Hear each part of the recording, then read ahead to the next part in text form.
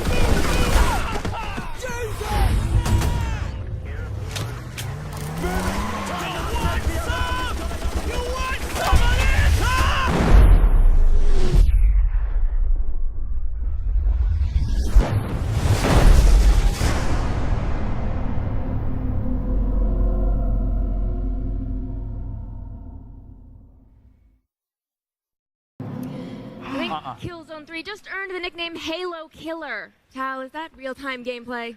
I would love to believe it is. It's not. I don't know, dude. I would still have to get my hands on it, you know? I mean, seeing that, I sure as hope that's what we're going to be playing on the PS3. Wait, do we know? Because last night on the forums, confusing, everybody, I mean, there were page after page after page. Any Sony forum you was went saying to, it was real-time. Sony's official line, they say real-time, in-game. That's actually what you're going to be saying. But on the forums, people are saying, you know, is this a Scottish CGI house who did, you know, the what does it have to be regional to where it was being developed? I find this funny. It's Scottish. It's that way.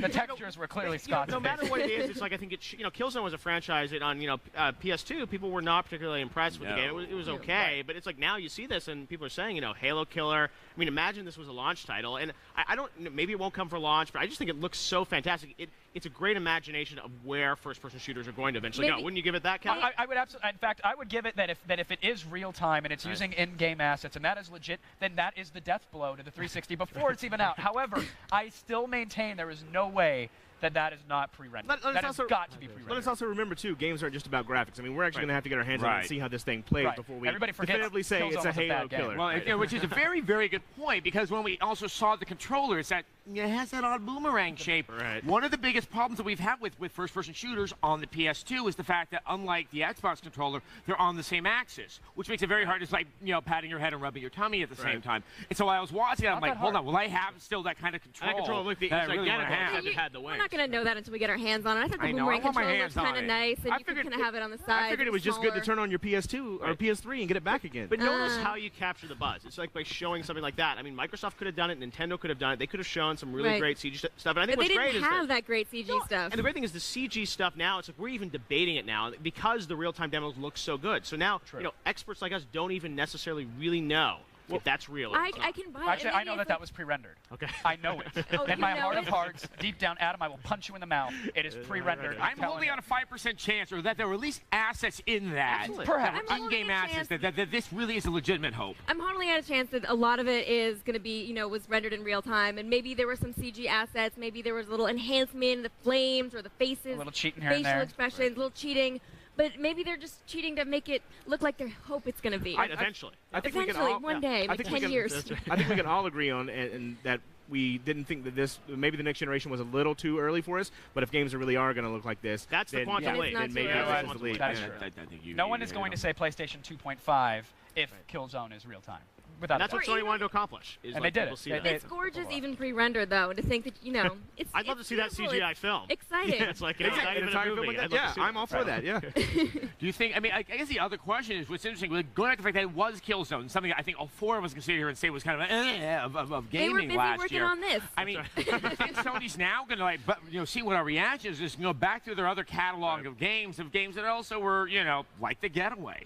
I mean, Yeah. who Well, adjust we saw the the quality pre-rendered of these London for graphics, suddenly Getaway. lift all these kind of Exactly, flagging London. franchises and bring them to a higher level. And don't Yeah, forget. if you think we're finished, All right. we're not. But we're you don't done. know Microsoft very well. Their subtle efforts to dominate this year's E3 have not gone unnoticed. And we'll have more after this. This debate isn't over Pre-rendered. yet. Not over. No. It's Pre-rendered. over forever.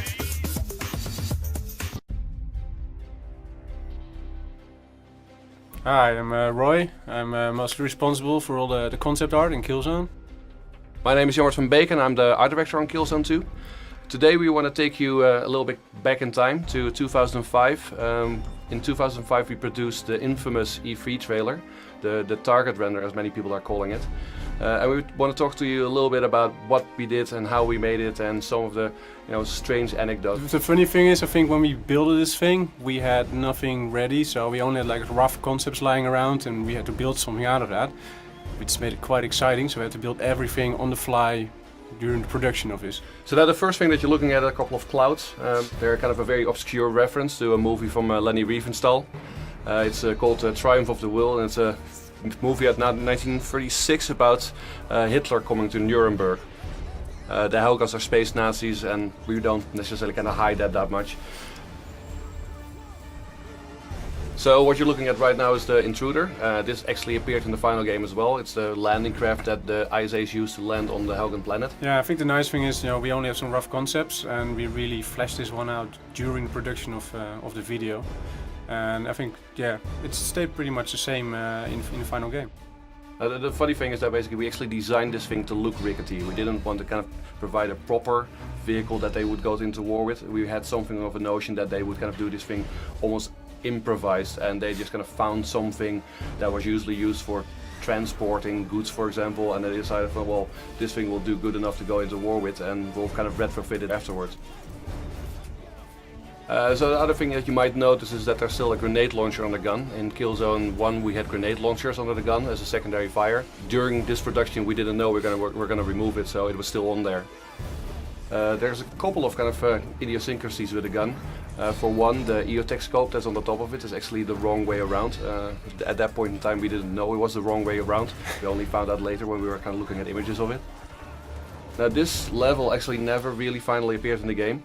But there's still elements of it that you can kind of see in the final game. For example, the bridge that you see over there has now become the fourth level of the game, called Solomon Bridge. The big tower that the Intruder smashed into finally appeared in the game at the beginning of Corinth River. So if you start up the game and basically you get out of the Intruder and you look to your right, you're going to see that tower still there. At this point there wasn't really a game design yet.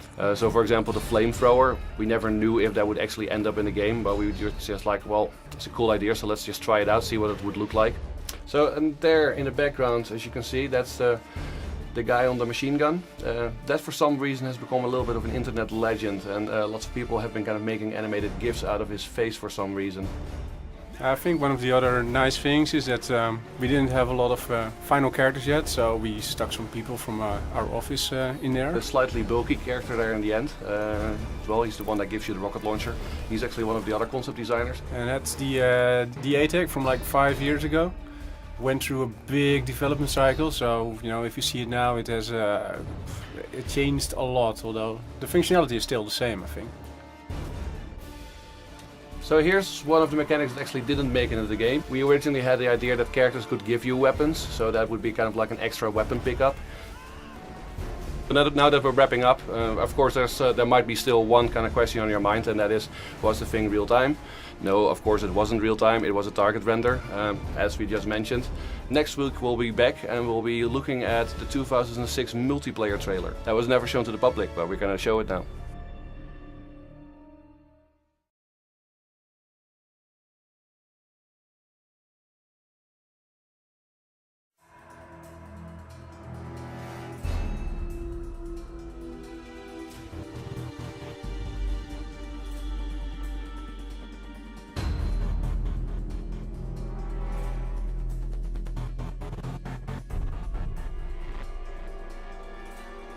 Hi, my name's James. I'm a senior artist on Killzone 2. Hi, my name is Eric Bolches. I'm a senior game designer for Guerilla Games, specifically for the online, the multiplayer basically. And what you're looking at now is an internal Sony trailer we made back in 2006. This was a very early prototype level, but many of the elements that we created here basically were tests. And what's really interesting about this is that you can already see that the graphical quality and even the gameplay, like the weapons, was quite far ahead, 2 years before we released the game. Yeah. We really wanted to test the basics of the gameplay, so the walk speeds, the weapon speeds, the reload speeds, as early as possible, so we had enough time to test and tweak that before we got into the more detailed features like badges and character classes and all that. In the background, you see many of the buildings, part of the urban makeup of Helgen. This was all handmade geometry, basically like old school production of games. But slowly we moved away from this system and created a system called building blocks. Basically, that gave us the ability to stack parts up on top of each other and create buildings very quickly instead of having to hand model each and every element. Many of the shanty towns that you see throughout the game, these are also building blocks, and we basically had a whole library of elements, like such as the corrugated iron, doors, the wooden frames. We was able to just pull these in from the library, stack them together in a unique way every time, and meant very fast and efficient level building, unseen before, especially in this where we built everything by hand. What was quite cool is that this was actually done with all people that work at Guerilla. So we got like 16 volunteers, and we gave them walkie-talkies, and they were scattered all over the building behind different dev kits. And then we'd actually set up these scenes, like, you know, you hide behind the wall, you shoot him, use this weapon. So it was all choreographed using walkie-talkies, which got some really funny incidents as well, where people would be jumping on top of each other while we were doing a take, and they would ruin the whole scene. One thing that remained consistent was the props. Many of the light fixtures, barricades that you see in this video still remain in Killzone 2 all the way through all the levels. They are just hand modelled just as normal, but with many complex shaders now applied to them. And you'll notice that all the characters you see, especially like on the different factions, they have the same character model. So all the ISA are the same and all the Helghast are the same. And this was because the whole badge system at this point wasn't in the game just yet.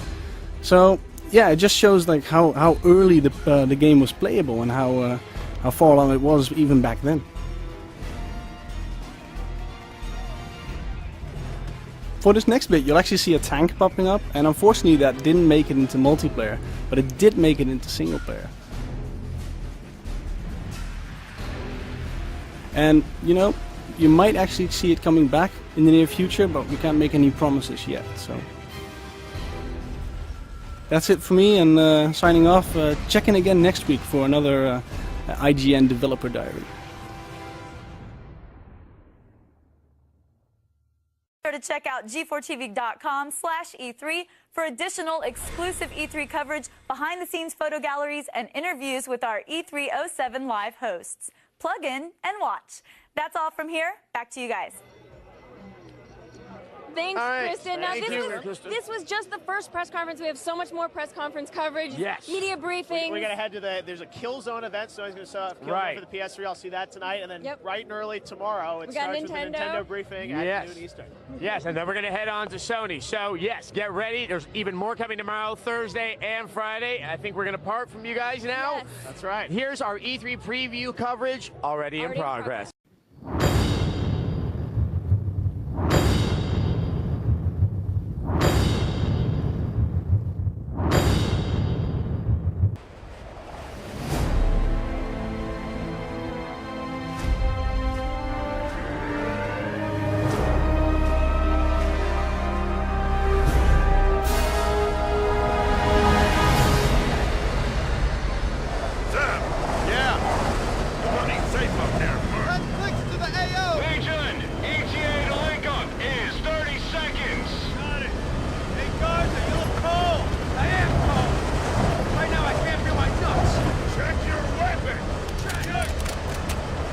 Enemies down, shithead! Got it. Where are the other guys? Hey, mercenaries! So where are we going? Missouri Square, we're assisting a Mexican convoy!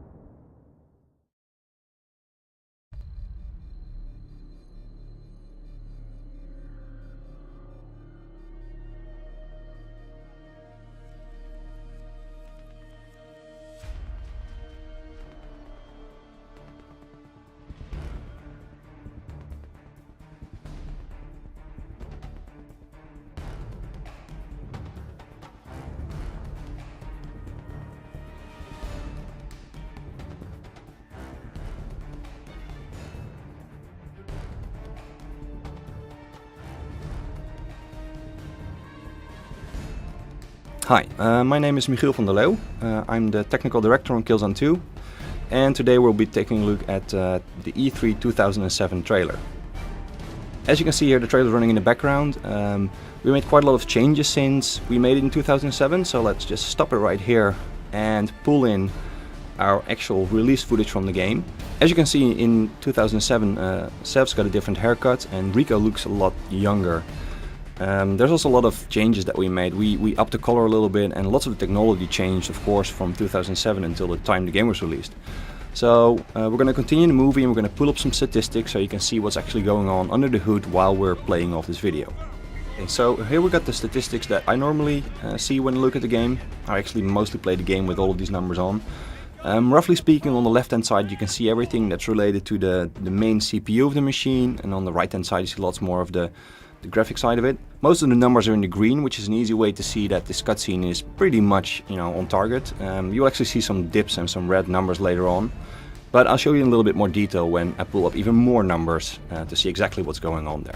So let's turn on the extended debug view. So here we can actually see all of the activity in the PlayStation 3 at the same time. At the top you see the SPUs and everything, but first let's go into those moments of redness I was talking about. If you can see the lightning strike hit right there, you can see that at the right hand side the GPU time is actually over budget here. So at this moment it's actually dropping frames. But because everything is so frantic, you hardly see it, and sometimes we use that in cutscenes. We favor a big explosion over actually running 30 frames a second. One dropped frame is not something you're gonna notice, but a big fireball is something you will. So what's going on here? You see lots of frantic bars running at the top. Those are actually SPUs in the PS3 working. For people who don't know, the SPU is actually part of the cell processor inside the PS3. We got 8 of these SPUs and something else called a PPU, so basically it's like a 9-core chip. As you can see, they're being used quite a lot, but it's not really practically full, because cutscenes are not really heavy. You don't have a lot of AI running around.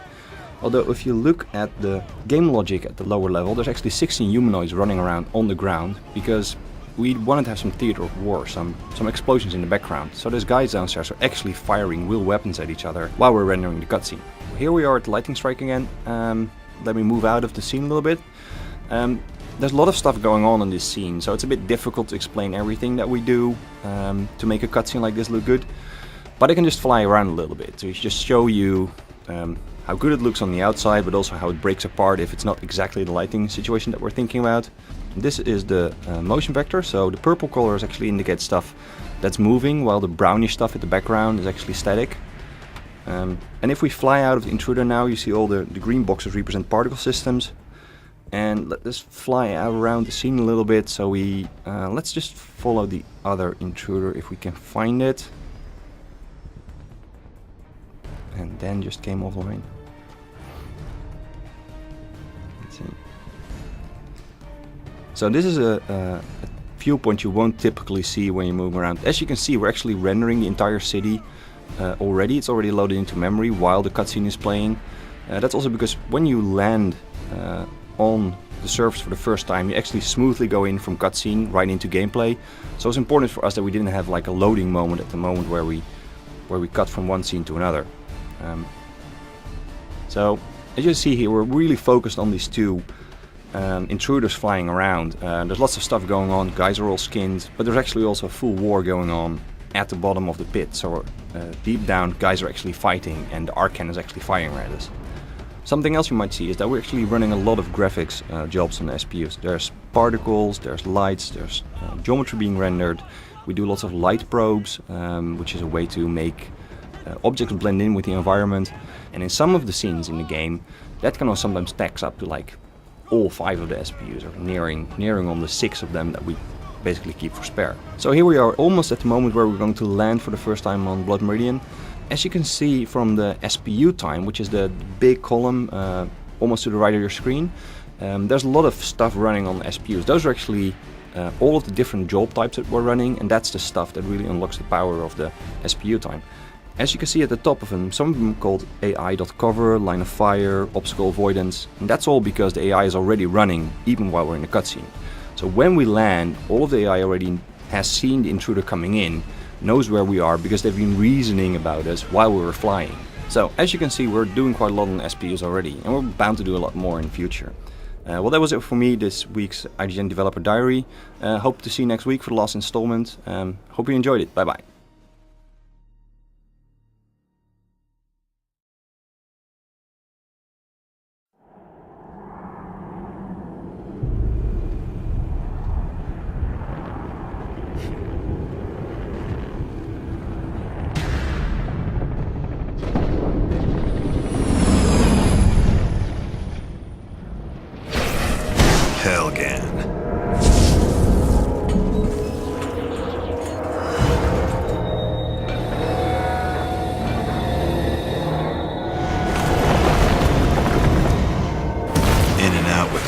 They said.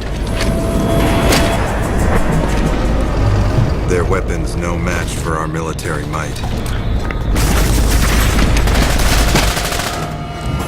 Moderate to low resistance. Enemy morale at an all-time low. Unleash the whirlwind of our wrath! Our guns never tire! And we have beaten back the foe! Sent them running! All right, thank you guys. Look, our next game made a controversial E3 debut in 2005. Skeptics were saying it would never look as good as the debut trailer, but Killzone 2 is ready to prove absolutely everybody wrong. Guerilla Games takes the conflict to the alien world with the highly anticipated sequel, Killzone 2. This PS3 exclusive features stunning visuals, multiplayer mayhem, and action sequences that feel like they came right out of a Hollywood blockbuster. The wait is nearly over. Liberation is coming soon. And here to help us find our way through the chaos, Sony's Kyle Schubel. How are you, Kyle? I'm doing great, Kevin. How you doing? I'm doing pretty good. I kind of have my shoe firmly wedged in my mouth. Listen, 2 years ago, you guys showed footage of this at E3, and people were saying, look, that is not in-game, this is pre-rendered, whatever. And it turned out that it was target gameplay. Yes. A year later, you guys demo this thing again, and it looks pretty damn close to the target gameplay. Absolutely. Where are we now? Here we are, another year later. We're seeing the game being played right now. take me through what's been done. What level are we at here? Okay, well, what you're seeing here is basically alpha closing on beta level, a level here that so just still really has this the look and alpha feel. stage footage. I would even call though it alpha stage more than anything. We've got all the bells and whistles are in now. Now we're in that polished stage. See that lighting in the background there? We've got things going on. The entire environment feels like you're there. It feels real. We're looking through that window now, the virtual window, where you can see this warehouse, and it feels like it's dirty and gritty. All of that's what's come together. Yeah, it looks like the environment itself has just an incredible sense of weight. Exactly. All right, so get us caught up on the story. I mean, it might have been a while since anybody's touched Killzone. Yeah, so what are they in for? Okay, well, Killzone 1, you had the Helghast were invading Vecton. They were basically attacking the ISA, and we knocked them back, and we basically broke the back of the invasion. Killzone Liberation, the PSP game that came out a few years ago, that one picked up with mopping up the last Helghast forces on Vecta. Well, this time we're taking the fight to them. This entire battle takes place on Helghast. We're done playing defense. It's time to get them on we're their going after terms. you guys. So this is us going out and we're attacking Helghast, and you're dealing with a hostile environment. You're going to have these dirty, gritty. This is an oppressed culture. They've got just everything is this dirty warehouse, and there he goes with the pistol. And they have Magnum rounds in their chest as well. But you're going to be basically taking the fight to them on Helghast, and we're going to take you through the environmental. You're going to be going from all these different areas where you're going to have different weather effects and environmental effects and dirty, gritty environments that just feel real. Yeah, this looks incredible. What are you doing to actually make these environments seem so realistic? Well, it's a lot of what Guerilla has an art style that's unique to themselves. I mean, there's a lot of games out there, first-person shooters. Well, they're great. Well, guess what? The world is gray when you start looking at it. They do things with their deferred renderer and with the lighting to give this environment. I mean, there's an atmosphere here that just actually reaches out and grabs you, pulls you into the fight. And I'm seeing a little. It looks like an AI teammate of some sorts hanging out there. Yes. Can you talk about the AI of this game and what you've done to make sure that we're not knocking into guys and ushering them through doorways? Because he seems to be playing along pretty intelligently here. He's playing along very well. And look at that animation climbing over the. Sorry. Oh no! Please dive in when you see something fun like that. You see the ragdoll physics as he fell down. Then everybody behaves correctly. But the AI right now, we're actually having some challenging things where we're having to dumb down the buddy AI because it was taking away from the fun of the game because they were killing everybody. Right. You boot open a door, go into a room, and your buddies have already mocked everybody. Oh, great. Well, I guess I'll just sort of sit here and sip my latte. But really, when it comes down to it, the Helghast function as squads. You've got groups of guys. There are moments where they'll feel like they've kind of got you in a good position, and all of a sudden 2 guys will pop up, lay suppressing fire, you duck and cover in first person, which has never been done before. I'm hiding behind my position. Another guy flanks around to toss a grenade into my cover position, while the last one's just waiting for me to stand up and run from the grenade. It's like, did that just happen? Yeah. I mean, you've got your moments where it's just insane, but yeah, your buddy, as you can see, he's even leading the way, and we're using him as a tool to help guide you through the level. Right, no more blinking crazy taxi arrow or something hanging out on the top of the screen. You've got a teammate going along with you. I mean, we've seen a pistol, we've seen this assault rifle. Yes. What can we use to make the Helghast blow up real nice like? Well, right here, Mike's actually picking up a battle rifle, which is a smaller clip, much heavier round, has a lot more punch, but it's iron sights. So if he pops up here and he zooms in, you're dealing with an old-fashioned iron sight. There we go, yeah. 2 shots, the guy goes down. Nice heavy weapons. But we've got light machine guns, shotguns. A lot of the weapons, the favorite weapons from Killzone 1 and Liberation are coming back. And we're even trying to keep a couple of surprises in our back pocket. Now, am I seeing a little 6-axis here? 6-axis control support. He's actually using it to grab onto the valve and open up the floodgates here to allow the convoy through. Right now, you're working as a team helping this convoy that's down below you. That you see them right there opening fire at the ISA that are up on the bridge above them there. Now, I mean, okay, 6-axis, okay, it's a PlayStation 3 game. What about trophies? What about vibration? Are you ticking off all the boxes? We were going through that checklist and trying to make sure that 1, yes, we did them all, but 2, that they don't feel bolted on. We want to have everything feel right. It's a shooter. Rumble was easy. That one we could fit in. There we go. 6-axis works. Got some nice stuff. And then you've also got the trophy support. And we are going to wholeheartedly support trophies, but we aren't telling you too many details yet. We want to save that till we get a little closer to the That's fine. That's allowed. You got to save something. What about multiplayer though? Because you said first-person shooter. We're ticking off those checkboxes. Hell yes. This has got to have some good online support, right? It does have online support. We're doing a great deal with community. We're going to have 32-player online, squad-based, multiple classes. We're doing a community integration where we can carry you from our Killzone.com website, follow your stats and tracking and clans, issuing clan challenges, going straight from the website to the PS3. just really trying to. And you said all this, and I have to pry more because that's apparently not it. There's even more to announce? There is even more to announce, but we're holding off on that. We're announcing bits as we go through E3. Every day we're giving a little bit more. So you guys caught me too early. Sorry. Okay, well that's fine. We got plenty there. I We'll appreciate figure it that. Is there a planned release for Killzone 2? Is it still a window February. time? February. Next February year? 09. Are we gonna hit it? Yes. I love this stuff. We're running for it right now. Favorite weapon? Personally, I actually still really love the M82, the basic assault rifle that you see right behind me. It just feels right. It feels like a real gun firing real bullets. Yeah, that's one thing Killzone's always done right. No ray guns here. Yeah, from the depth of field to the cover systems, the physics, the AI, everything looks to be on point. So good stuff. Congrats on that, Kyle. Thank you so much for coming on and showing it off. That's Killzone 2, everybody. Look for it in February. And, keep refreshing those blogs because apparently there's a lot more info out there in the days to come. Right now, we're going to go back to Adam and Morgan to hear from our digital peanut gallery. Come on, Seb, let's go. How are the men holding up? Yeah, they're ready. Just want to be let off their leash. Okay, people, let's get this shit done. It's their planet this time. Keep your shit wide tight. Hands down! Oh, shit! Whoa! This is fucked up! Alpha Squad, glad you made it. I need a hand. I want to knock off a sorry door inside the hour. I want this day to be a day of mourning for the ISA. Unleash the whirlwind of our wrath. Send them running.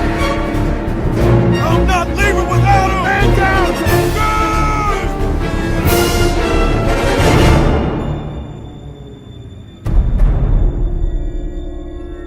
You have not won!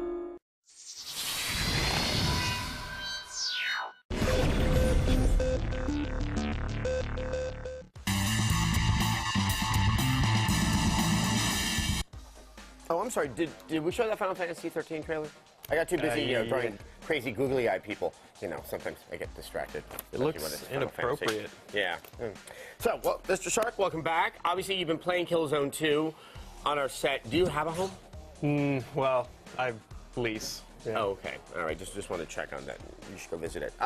Now, let's talk about single player. What is your impression of the game? Not so much your evaluation, but what can people expect from the single player of Killzone? Yeah, you know what I found with Killzone single player so far is think COD. They've obviously drawn some inspiration from Call of Duty. You can even see it, not having played it, you can see that with shouldering the gun and the running and the sense of weight. And all the enemies on screen. I mean, it looks like it's really focused on really intense combat situations. Yeah, it's like COD. It's also, attempting to get a very cinematic feel to all these encounters. So, you run around a corner and it's a giant battle has, begun. And how quickly does it get into these battles? Like, is there much preamble that we can expect, or are we just fighting right away? No, zero preamble. Right from it's like skins versus gas masks right out of the gate. Cool. No history. If you want to learn about Killzone history, look it up online because you're not going to learn it at the beginning of this game. Now, one of the things is, people mentioned the cover system in the game. How essential is that cover to getting through some of these tougher firefights? It's useful. It's not essential. You can still play this game like COD, but I wouldn't put it in a cover game genre like Gears. Right. It's not trying to be Gears at all. This is much more of a Call of Duty feel to it. And you and I were both talking about this earlier, how there's some people out there that say, I haven't seen anyone jump yet in the game. Is there any jumping in the game? Yeah. Can you jump in Killzone 2? You can jump in Killzone 2. Again, it's similar to a COD jump as opposed to a Halo jump, but you can. I was looking online trying to find some questions we can answer here. Most of them involve spoilers, which we can't discuss. But yes, you can jump. Jumping, cover, and lots of action. But all of that is kind of meaningless without those implements of death. How many weapons are there in the game? I mean, we don't have a specific number, but what's it like? There is a wide variety of things to murder with in this weapon, in this game. Sorry. My personal favorite, definitely the bolt gun. When you get the bolt gun, it's just sweet release. And I gotta say, the flamethrower is very impressive, if only for its physics. Yeah, it's great, and the enemy reaction to once you set them alight is very pleasurable. Now, those enemy reactions tie into just how neat this game looks. I mean, it really is gorgeous, isn't it? Yeah, it's beautiful. One of the things we've talked about before is how well the environments look and react to your interaction, including shooting them up and knocking pillars over and pieces of corrugated metal falling off. It's really awesome. Yeah. Now with that, there's also multiplayer coming. We're going to talk about that tomorrow. Right. Mr. Shark, thanks for stopping by. Get off the set this evening.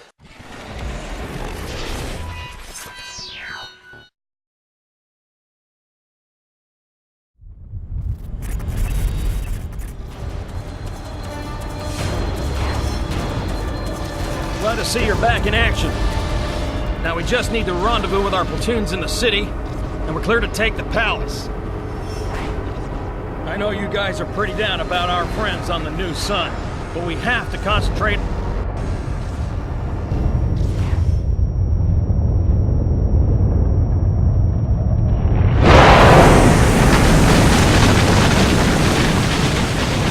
Now that is what I call firepower. Shame it ain't ours. Anyway, glad you could join us, Private. Now, myself and the proud soldiers from Effects and Engineering will show you just how to recreate a monster firecracker like the one behind me. All right, let's get started. We start out with stock footage of a real nuclear detonation. And since we are also not living in the 50s anymore, we need to add some color to this thing and isolate it from that ugly desert backdrop. Our engineers then track the cloud's motion in 3-dimensional space so we can use it later to deform our shaders. Now what in the hell do we need shaders for? Well, our current mushroom cloud still consists of 1,300 individual frames, and throwing this at our game engine would seriously slow down operations. And I can't stand slow operations! So, we take 16 different images from the original explosion and blend them together. Now, remember the motion data that we tracked of the cloud? We now apply that to the shaders to also deform them and create the illusion of a growing mushroom cloud. Now, like a trailer park girl on prom night, we need to dress our nuclear explosion up a bit. Let's start by adding some bloom effects and particles. Here we go. Although the effects are in, the scene still looks like it was lit like a bad sci-fi movie. So let's add some lights to this thing. That's a hell of a lot better. Now what happens when you detonate a nuke in a wasteland? Yep, you'd whip up a pretty violent dust storm. Make sure you add some dramatic moving dust and wind effects for your own nuclear winter aftermath. And always color correct your scene, soldier. We wouldn't want it to look like one of them god-awful children's games now, would we? And there you have it, gentlemen. That is how we create a nuclear detonation at Guerilla headquarters. Now get the hell out of here and start cleaning out those latrines. Let's go, ladies, on the double.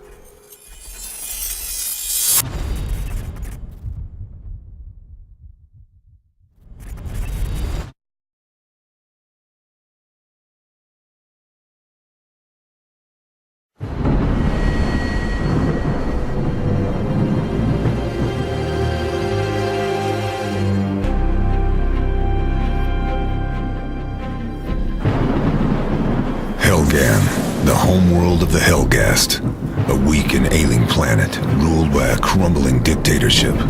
We go in, take out those loyal to the ruling party, and the people will rise up and do the rest. We'll be home in no time, and the Helghast will threaten us no more. At least that's what they tell us. Me, I'm a soldier, and I trust my instincts. And my instincts are telling me something's not right. Guess we'll find out soon enough.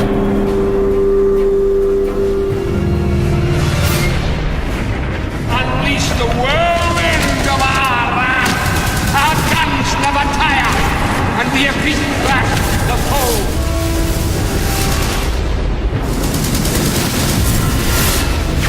So we had this idea of a massive planetary invasion, and in Killzone 2 it's actually the first time that we're taking the war to the home planet of the Helghast. You're outgunned, you're outnumbered, and the notion is that you never quite feel safe. In Killzone 2, the theater of war and the feeling of war is really all around you.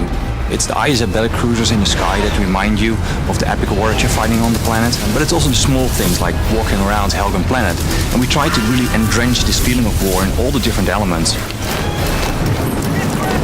Immersion for Killzone 2 is really important for us. So we removed all the distractions, such as the HUD, for example, which always sits in between the player and the actual world.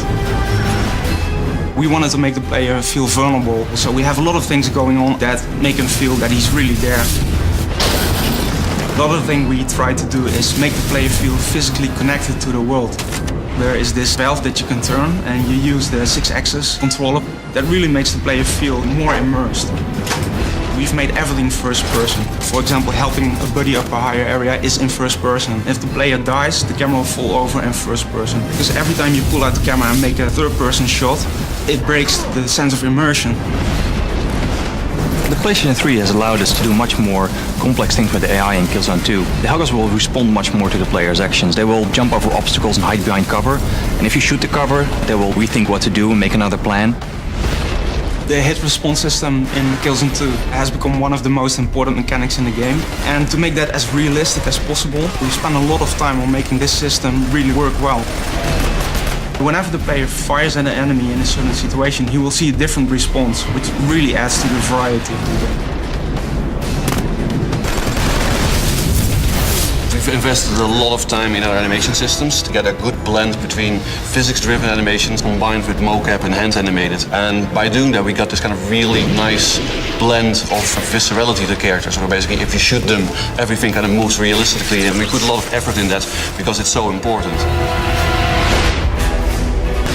Every hit in our game has got to create a very dramatic impact.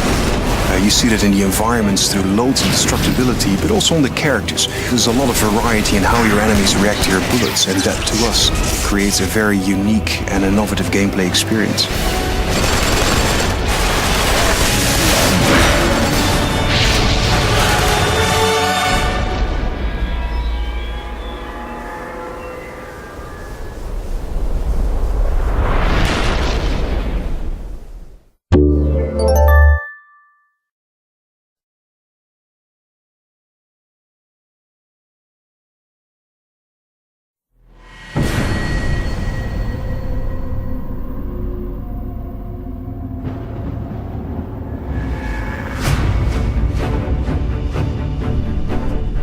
Wasn't supposed to be like this. In and out, they said. A show of force, they said. The Hellgast war machine was destroyed on Vecta, and you guys just need to sweep it up, they said. But, like any animal, the Hellgast are at their most dangerous when cornered.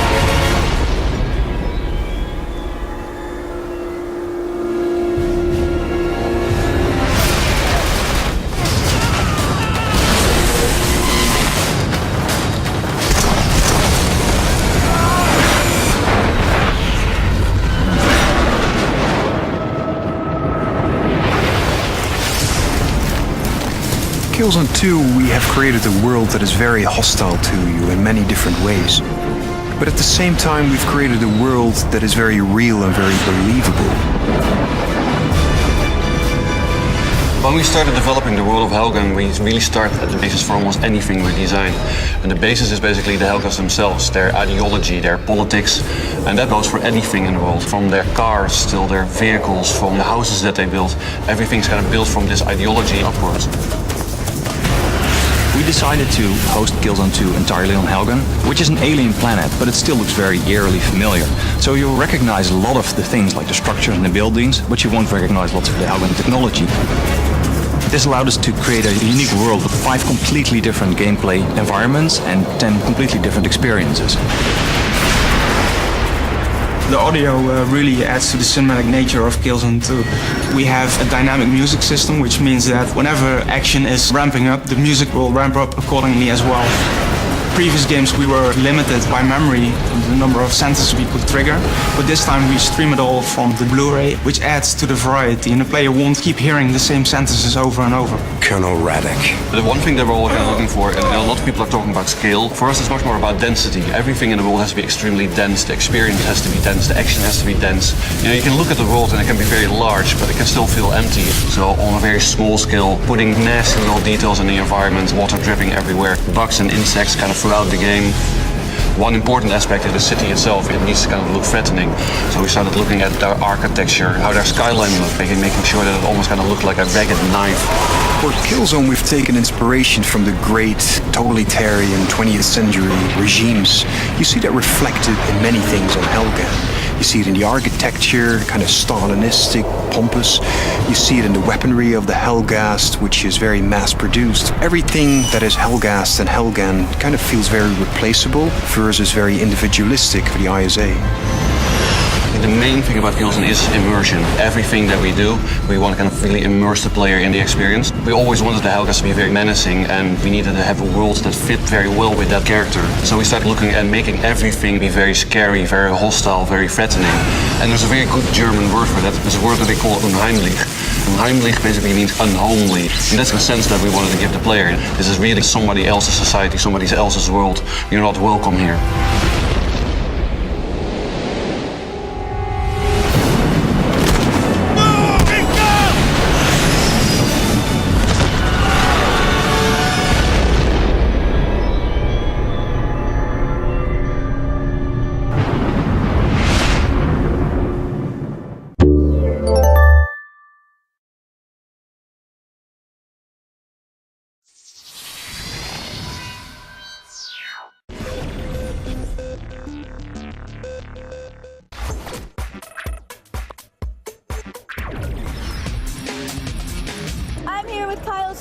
Managing producer for Sony America. You ready to talk a little Killzone 2? Absolutely. Okay. Absolutely.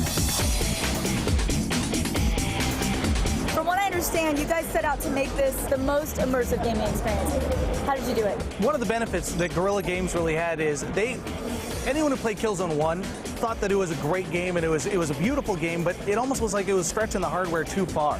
And I think they were a little ahead of their time. The PlayStation 3 is really allowing them to unlock that creativity and drop you into a war. We want you to feel like you're a part of this war. You can have bad guys all around you and only a few friends. What are you most proud of when you look at Killzone 2? I would have to say the multiplayer. The online experience, the way we've done community, the clan experience, all the voice, 32 players, and it still looks like this. You buy a game, you play it, we've got a 10-hour single-player experience that's a lot of fun. But that's 10 hours. After that, what are you going to do? Well, you're going to go online. What are fans of the other two Killzones going to love about Killzone 2? Symmetry. You've got this continuing universe that you really feel like you're a part of. You know, when we were talking off camera, you told me that you really believe this is going to change the way we play first-person shooters. I do. Killzone is going to bring people in, and it's going to give them a community and communication and ways to play clan matches and tournaments and just this, you know, first-person shooters are, yes, they've got single-player, but the multiplayer is where people really live and see them grow. I think Killzone is bringing enough to that multiplayer experience that people are going to be talking about it several years from now. Well, congratulations. It's a very cool game. Thanks for talking with us. Thank you.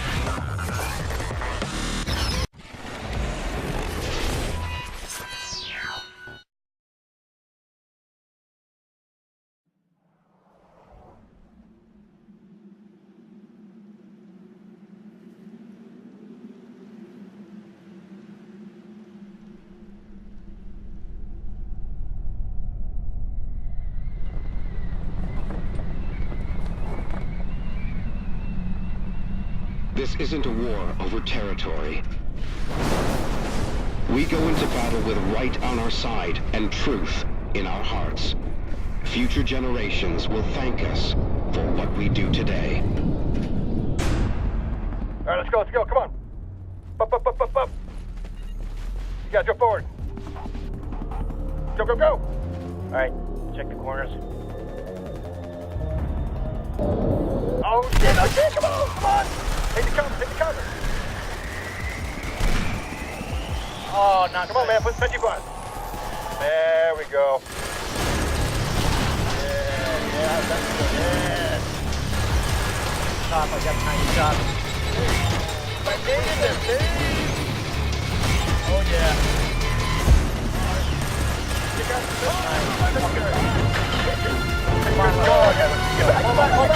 Okay, we're gonna rush him again right here. Now, do this. Bam! Right in the face. Bam! Oh, shit! Alright, let's go. You guys down at the bottom yet? Okay, there it is. Oh, shit! Yeah, let's fuck him up. Last C4, get back. Come on, take the cover, take the cover, take the cover. Alright, like that.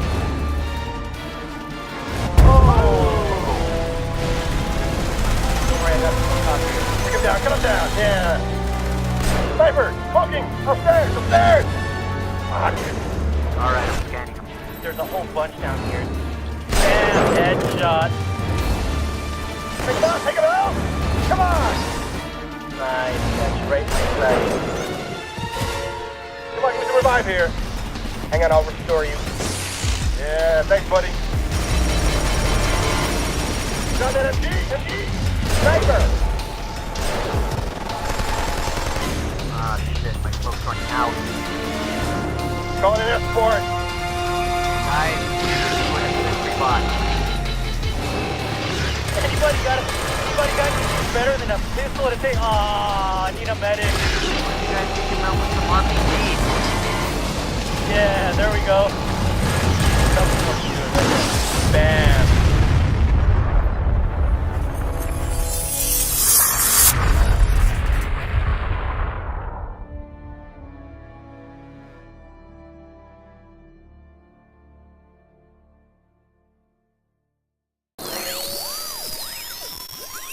Now is our time! My name is Michiel van der Leeuw. I'm the technical director at Guerilla. I'm heavily responsible for the team that made the Killzone 2 engine. In Killzone 2, the theater of war and the feeling of war is really all around you. It's the ISA battlecruisers in the sky that remind you of the epic war that you're fighting on the planet. But it's also the small things like walking around Helgen planet. The biggest challenge that everybody sees from the outside is the fact that the PlayStation 3 was of course a new beast. It was a different architecture, so it was difficult to master. I think the other one was that we had this trailer at E3 2005 that made lots of promises for the game. And when your ambition level and your promise is so out there in the open and everybody's looking at it, then sitting there in your office and trying to code up to all that hype is quite a challenge. The PlayStation 3 has allowed us to do much more complex things with AI in Killzone 2. The Helgas will respond much more to the player's actions. They will jump over obstacles and hide behind cover. And if you shoot the cover, they will rethink what to do and make another plan. Inside the PlayStation 3 there's a chip called the Cell Broadband Engine, and it's basically like 8 little computers smashed onto one chip. So one part could be doing particles and the other ones could be doing AI and one of them could be doing physics. If you manage to do all that at the same time, you call it parallel programming.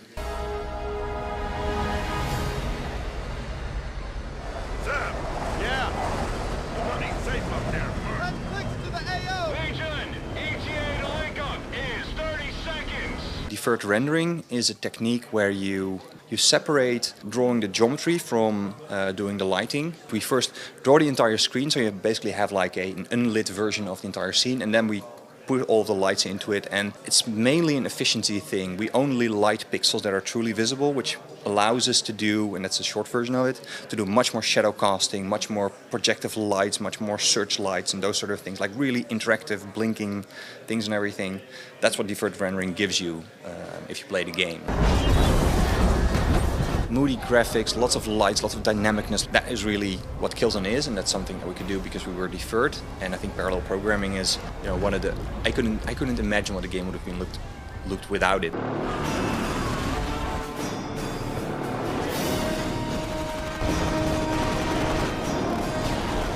Are there things that we can't do now that you think we will be able to do or should be able to do very soon? Yeah, I think there's a lot of movement in dynamic worlds. Everybody's looking at like interactivity and things. That means like dynamic destruction, but also like in Uncharted when you're driving on a moving train, stuff is breaking off, moving platforms. We've seen previews of God of War running on a giant titan and fighting those sort of things. I think that's something that next gen makes possible, but it takes a long time for people to get their games engines up to that level where you can actually be, fighting on a humongously big spaceship that's transforming while you're doing it. There's a lot of technical things we have to solve before we can put that into the gamers' hands. But I think a lot of game teams that are really good are getting to that point.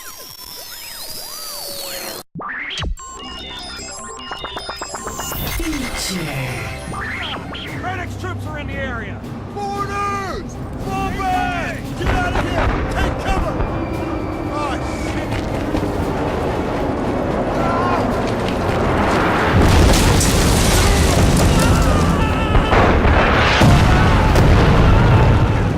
I'm Herman Hulst, I'm the Managing Director for Guerilla Games.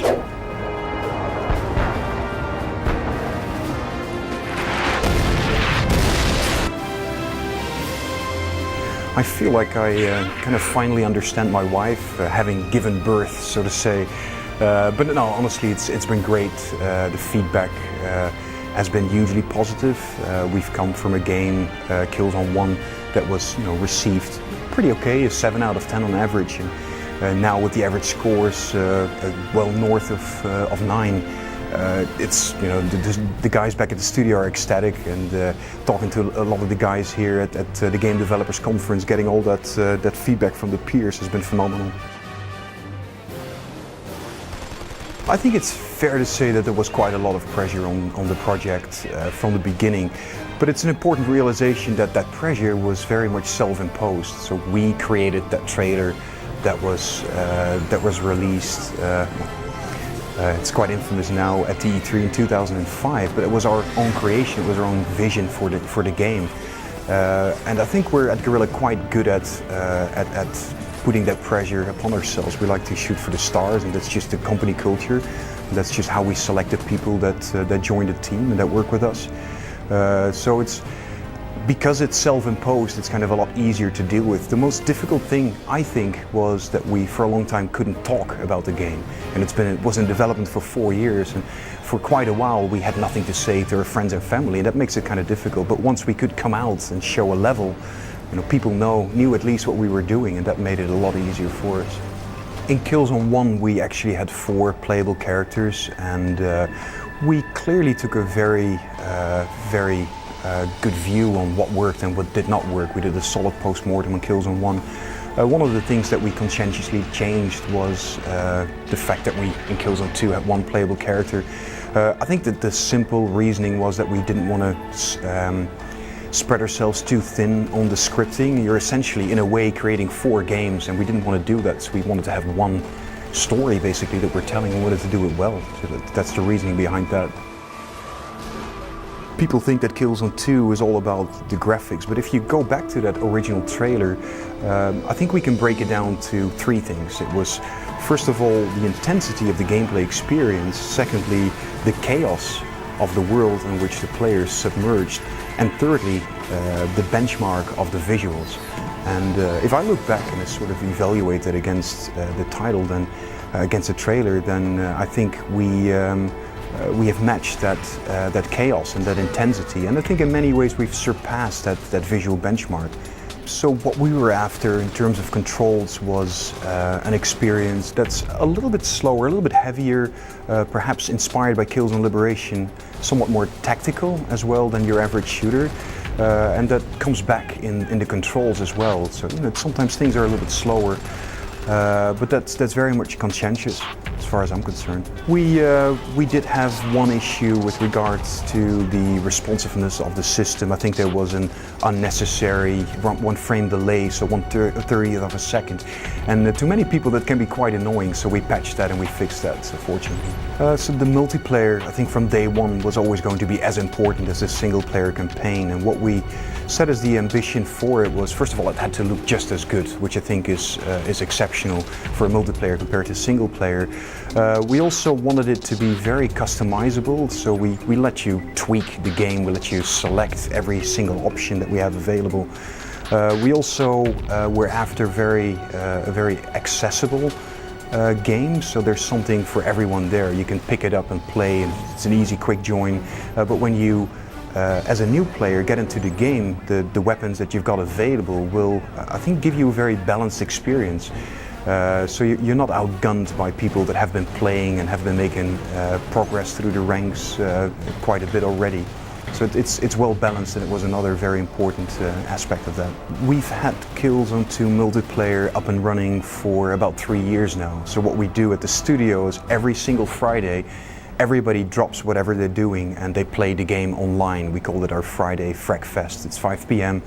And what that does is, well, first of all, everybody understands what the game is that we're making, but more importantly, the game designers, the online designers, get feedback from everybody in the company.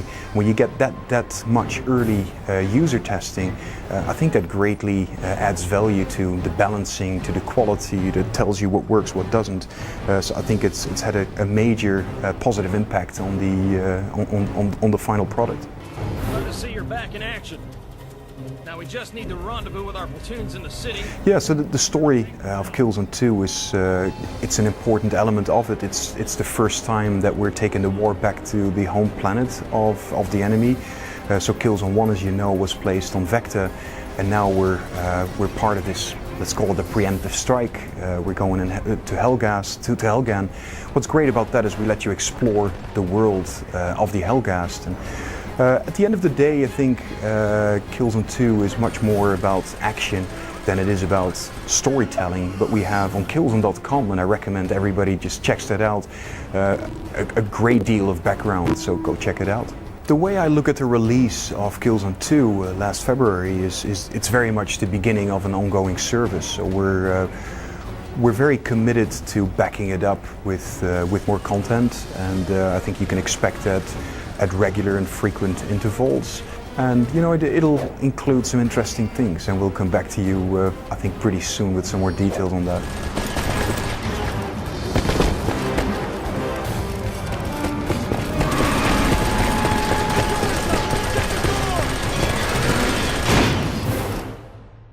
I'm at work right now, and I got a guy here. He's an Xbox 360 owner, but guess what? He came to my house the other day and he played the demo on the PlayStation of Killzone.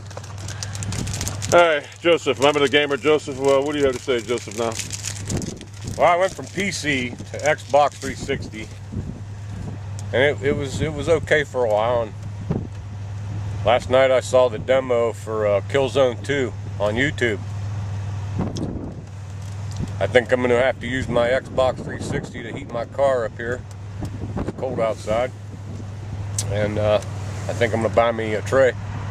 Did you see the multiplayer videos on that game too? On the Killzone? Yeah, it looked really sweet. The graphics blew anything away I've ever seen. Better than Crysis?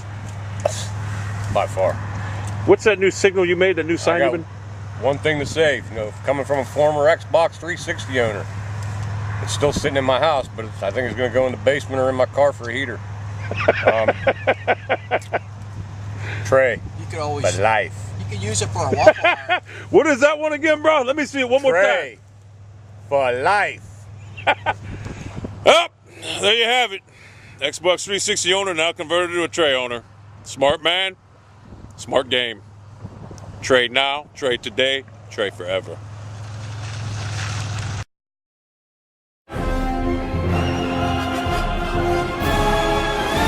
Your beloved administration is proud to present a new tool that will help us in our task to rebuild and defend our future. The Boltgun 4400. Use it to build our nation. Fortify our legacy. Protect yours and defend our sovereignty. And send our enemies to an early grave.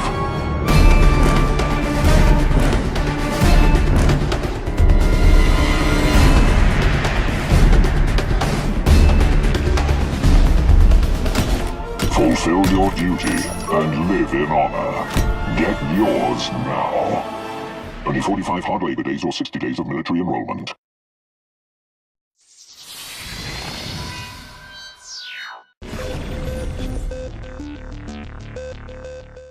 Joining us today, managing producer at Sony America, Mr. Kyle Schubel. Thanks for bringing us Killzone 2. Oh, looking forward to showing you guys some fun stuff. All right, we're looking at the single player a little bit later in the show, but first we are going to check out the multiplayer, right? Oh, yes. All right, so what are we looking at right here? Well, right now we've got a Warzone game going on. I believe Mike is running around as a Hellghast trying to take out the ISA. The current mission, we're actually resetting missions at the moment.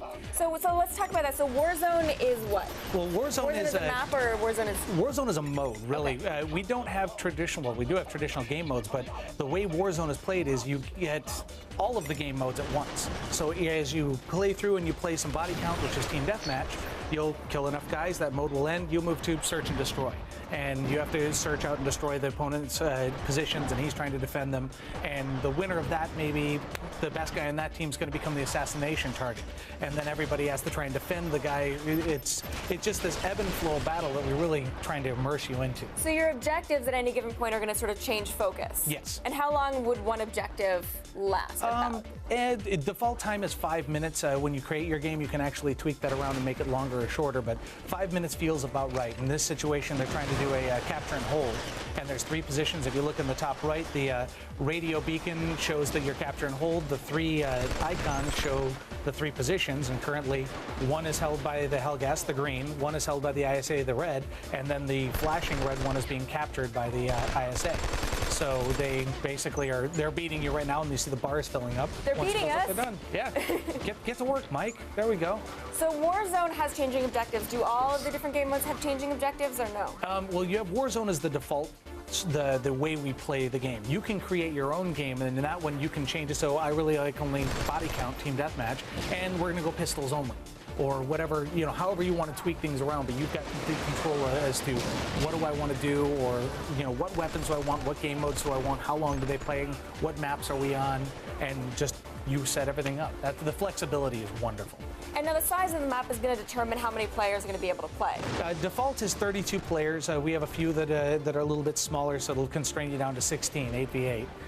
But overall, a 32-player game feels about right in these size levels. And what are some of your favorite maps, and what do you like about them? Oh, God. The maps, they all bring a very different experience. In particular, right now we're in the academy, and you're going to be fighting around in here, and it's nice room to room, but you've got 2 distinct sides, and there's a no man's land in the middle that you fight over, and snipers can really dominate that area. But once you get in the hallways, the snipers become a little less effective. We have a few levels that are more vertical based. It's almost 2 tall buildings, and you're actually having to deal with 2 or 3 stories and crossing fire. And how many of these are we going to see at launch? You'll have 8 levels on the disc at launch. Okay. So let's talk about some of the classes that you're going to be able to play. All right. Well, the badge system we have is kind of a fun modernization of classes. So you'll be going through and you'll start out as a soldier, and a soldier's going to have more weapons available to him, and he's a little more durable. As you play up a little bit, you'll be able to go in here and change, like for instance, an engineer. Engineer can have a deployable sentry turret. He can also do repairing and hacking. Yeah. And the nice part is you have repair and hack. If you play deep enough into the game, the more you play as an engineer, you'll unlock the secondary ability. The secondary ability of repair and hack allows you to repair ammo bins, or it'll allow you to hack into an opponent's turret and actually steal their turrets. And you play through, and eventually you'll unlock the ability to take repair and hack and associate that with a sniper. So you can actually start crossing badges and abilities. But so if you choose engineer, are you stuck with engineer, or can you change? Change it on the, well, not on the fly, but every time you respawn, you can change. So if my team, for example, needs a certain class, and I happen to have an upgraded member of that class sort of in my arsenal, I'm going to be able to change. Exactly. And some of the other classes you can do, we've got a scout, which is a traditional sniper. That's it's a saboteur in front of Mike right now. Saboteur is going to be able to disguise himself as the enemy, where his model will actually change over to the enemy's model, and he'll actually take the name of one of the opposing players. I don't know how many times I've seen 2 guys with the same name, and I'm like, oh, this is going to end bad. One of them is the bad guy. That's tricksy. All right, Kyle, stick around. We're going to have even more Killzone 2 later in the show, a demo of the single-player campaign, as well as 2 never-before-seen weapons. But first, we're going to send it right back over to Adam.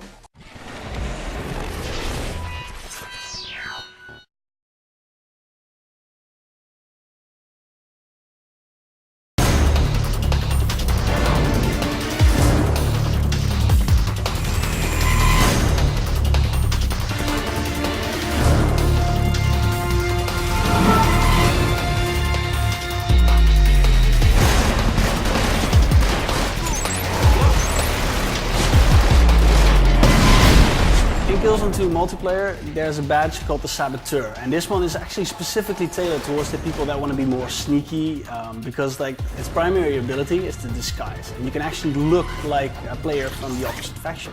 And on top of that, you actually get their real name as well. So if there's 2 Erics in the game, all of a sudden you don't know which one is actually the disguised one. Search and destroy! Locate the target zone and place charges! A but he also has a secondary ability called proximity mines. What's cool about the proximity mines is that they stick to the wall. So you can just booby trap a doorway and just then go on do your business, killing people. And when some enemy gets in the doorway, it blows up and kills everyone.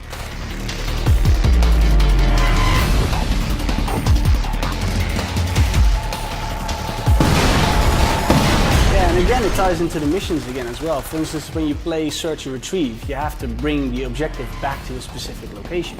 So if you use the proximity mines to booby trap that specific location, the guy, the enemy running around with the objective might think he's home free, and suddenly he blows up and it's all out in the open again. The surprise on their faces when that happens, yeah, there's nothing beats that.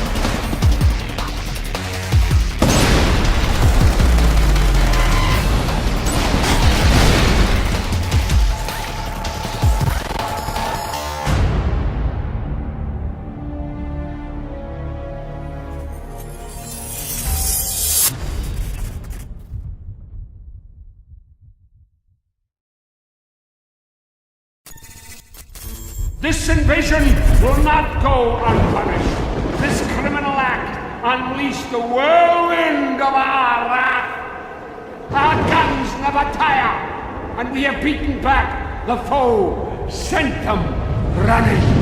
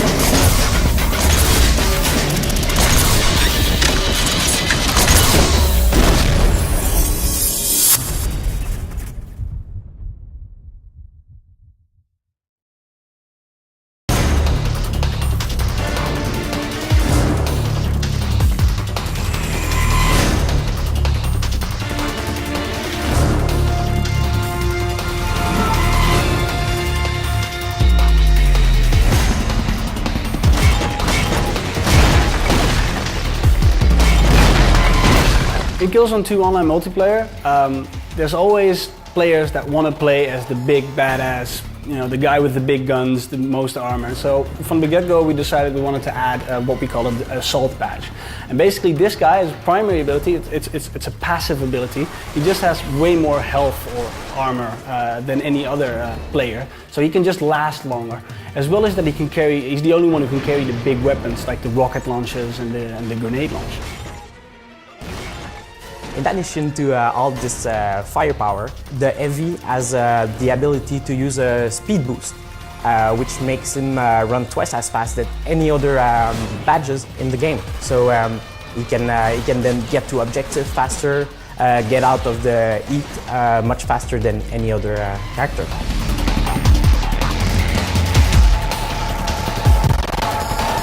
Yeah, and I really like to use that ability when I'm playing, for instance, search and retrieve, because you have to pick up the objective and get it to another location as quick as possible. And the boost, because it makes you run faster than anybody else, you have the objective, you activate it, bam, you're out of there, and you're there before they even realize what happens.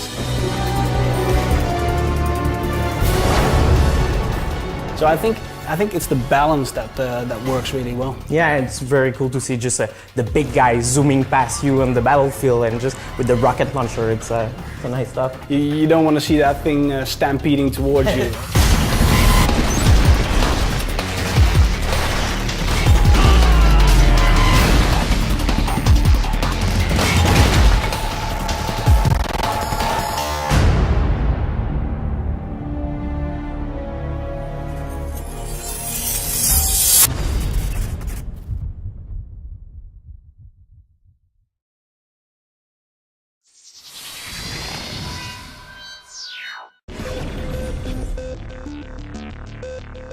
Yesterday, Mr. Sark showed us the ridiculously rendered single-player campaign of Killzone 2. Today, he is back, or actually, I probably should stay still here, with more Hellgas multiplayer mayhem. Welcome. Thank you. Welcome to your pants. I love as your well. I love your TV. You guys have a killer TV. We do have a killer TV. I know. Those pants are killer. Camping theme. I don't know why. Okay. Anyway, thank you for coming by and telling us. So, what are your tips for multiplayer? Okay, so Killzone's multiplayer is pretty amazing. I got to tell you right now. 32 players in a game. You got 8 maps. They're all really big, obviously, to accommodate that many players. Right. But some of the really cool stuff is how they have used game types and unlockable player classes. So pretty much the main mode you'll be in is Warzone. Warzone is a revolving game type match. So you'll play 5 or 6 different game types during the course of one match, and it's scored kind of like a World Series. Whoever won the most of the individual game types. But you stay within the match while you're changing game types. Yeah, you'll be so how does it change game you'll be types on playing you? like a team slayer, and then all of a sudden, whoever wins at the end of the the little countdown, a voice comes over your headset and it announces, "Go capture this point," and the other team is automatically put on defense, and you're on offense, and wherever you happen to be on the map, you have to charge this point. And it does this several times over the course of one match. So one match is going to be about 15 minutes, 20 minutes, something like It's that. pretty if it long, cycles through. 20, 25 minutes, yeah. Okay. But it's cool because it keeps you on your toes. It's very entertaining. You get a little of everything. And let's talk about the player classes that you're going to be able to Okay, so the player classes are where multiplayer really shines here. You play and play and play. You acquire experience for killing and winning. You get experience through playing the single player or the multiplayer? Multiplayer only, Okay. and not against bots. It's Right. got to be online. You accumulate enough points, you unlock ranks, which come with a player class, like a medic or a sniper or whatever. At the end, you get sniper. But here's the magic. Within that class, if you perform well, you get ribbons. You get enough ribbons, you get upgrades to those classes. For example, your turret becomes a flying robot, gunning robot. Yeah. And can you change classes on the fly within the game? No. But acquire enough ribbons, you can start combining classes. So pretty soon you can be a medic who is building flying, gunning robots, or whatever kind of combination you want. Of course, you're going to have to sink some serious time in. Sounds good. You're going to have to make a little hybrids. All right, thank you so much for coming by. Thank you. Coming by and never leaving. You know where to find me.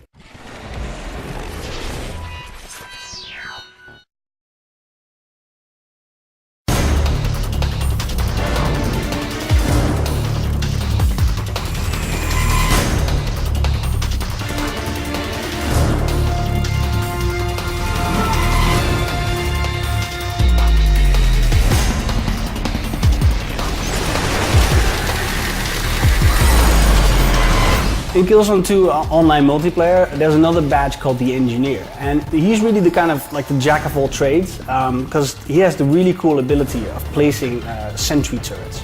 And basically these are AI-driven turrets that are static, they can't move, but they just search around and fire at enemies, and they're actually quite deadly. And they're really useful for defending objectives or defending rooms, because they both they tell you when the enemies are attacking, as well as try to kill them while you're fighting with them as well.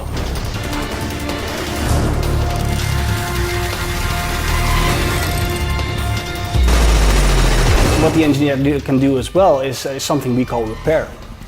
Yes, the repair ability is a really neat feature because in every level in Killzone 2 Online, you have ammo boxes and mounted weapons that start destroyed. So the engineer job is to go around the level and repair them for your team to use. So a teammate can replenish his ammo, or he can use the mounted gun to defend a specific area. It's really helpful for your team. So we made sure that, for instance, when you play Search and Destroy in specific levels or Capture and Hold, there's always ammo boxes to repair, mounted weapons to repair. What we found was that a combination of these abilities and these mounted weapons and ammo boxes really worked well again towards team play.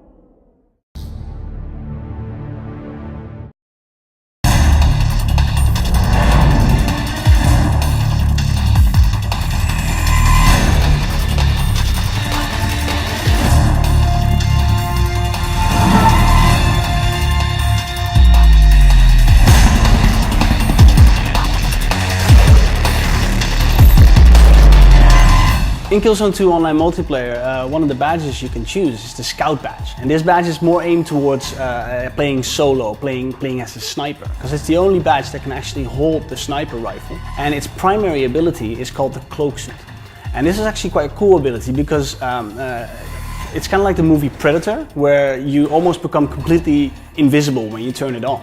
But the more you move, the more visible you become. So it's really like you have to make sure that when you move, nobody's looking, and when people are looking, you stop in your cloak.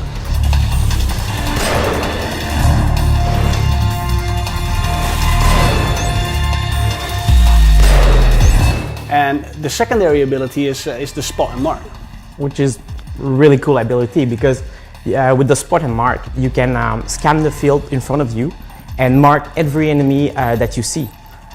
So it's easier to snipe them, and also it broadcasts their position in the radar, so your teammate can know where they are and they know where the threat is coming from. It's both team play and solo play, because you're relaying their position as well as making it easier for yourself to snipe them because they're marked on your HUD.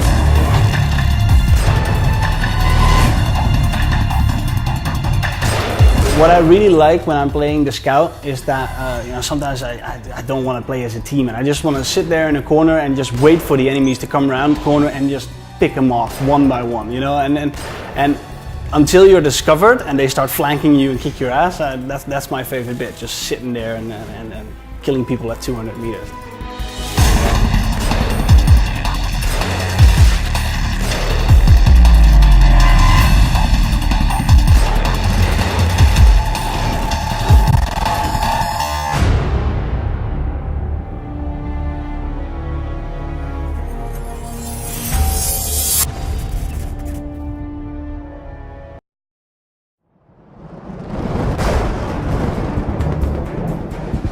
My people, sons and daughters of Helga,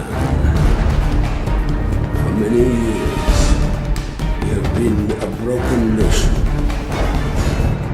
oppressed and conquered by those we sought to escape. I have rebuilt our nation. I have rebuilt our strength. And I have rebuilt our pride!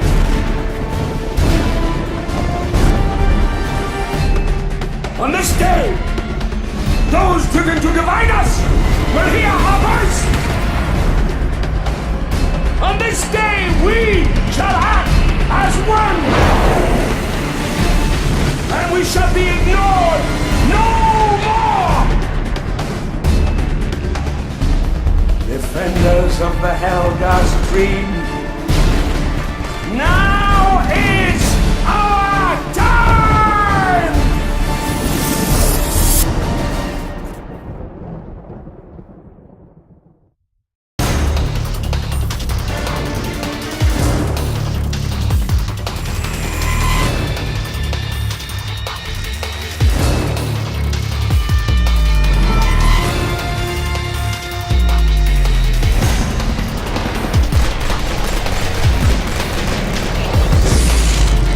There isn't an FPS on the planet that isn't complete with a type of medic in the game. So Killzone 2 online multiplayer has that type of badge as well.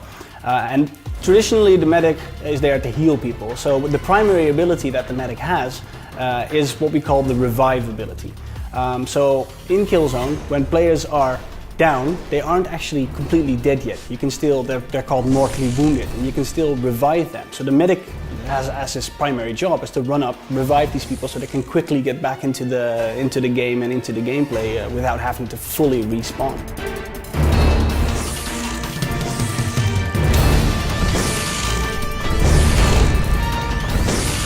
The medic has the ability to throw medpack on the ground for their teammate to grab. So it's very useful in the heat of the battle. When I'm defending an area, I like to throw down a couple of these medpacks so that when the action starts and I'm getting hurt, I can actually just quickly walk over these medkits and be healed, and then last longer, or my buddies pick them up. So that ability really works well as a team play as well.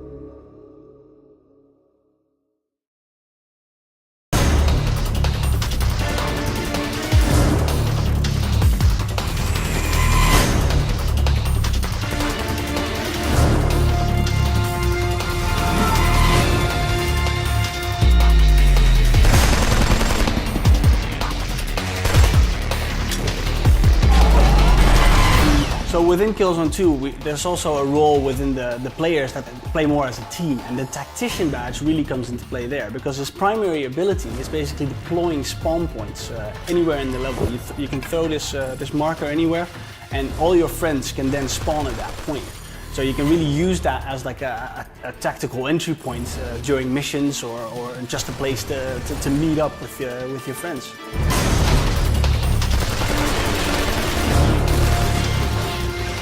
Secondary ability is called the air support. The player has to throw a beacon somewhere in the level, and this AI-driven flying sentry bot comes flying in and starts patrolling the area where you threw the beacon. So you can use this kind of like as a distraction, you know, to lure players to other parts of the level, but you can also use that as an offensive bit, because the bot will start attacking any enemy it sees. So those two abilities combined create a very team-orientated badge or playstyle.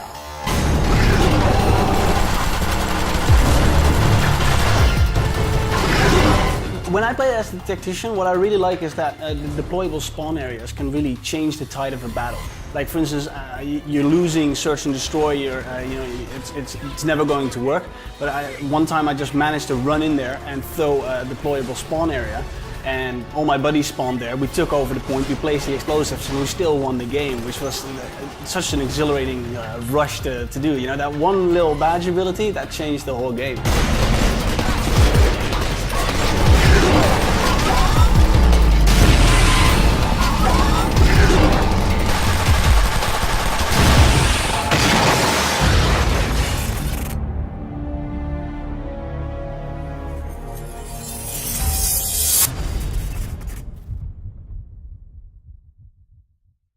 What's the matter, Joseph? What? What's wrong, man? Tired. Tired from what? Well, you know, the only downfall to that tray is that I'm so excited to be on it playing it that now I can't get any sleep at night, and I have to get up early and come to fucking work. And my 360, at least I could get sleep. I quit playing it, but I can't quit playing that tray. That fucking game is awesome. Killzone 2, can't wait. You've been 27th of February, look out, baby. I'm buying it. I'll be first in line at Best Buy. I'll be knocking motherfuckers out of the way. Let me see the signal. I'm too tired, but I'll try. Trey for life. There you have it. A tired gamer, but a violent gamer. Joseph the Gamer. The saga continues.